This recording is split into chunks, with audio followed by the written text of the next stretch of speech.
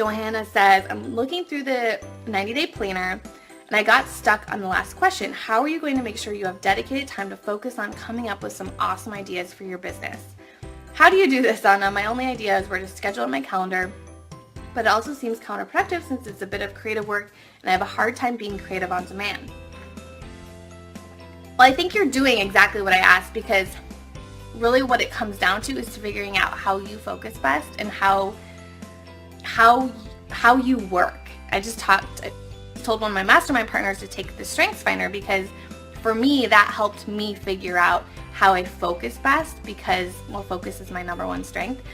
So she asked me, like, when did you feel like you were at your best? And I said, when I had a whole day to create content and I had no distractions. And that answer made me realize, like, I need more of that in my life, because I don't get very large chunks of time to focus.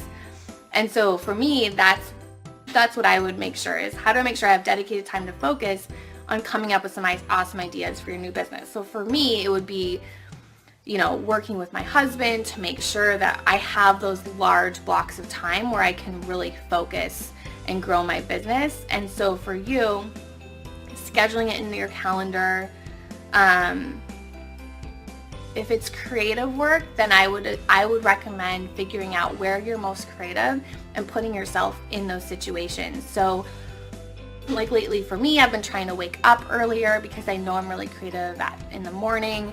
Sometimes, I give myself the opportunity to let go of the to-do list and just do the stuff I really want to do. So maybe it's going back to the productivity bootcamp and scheduling in those days where you can just have creative days and you don't actually have to do any of those admin stuff on your to-do list.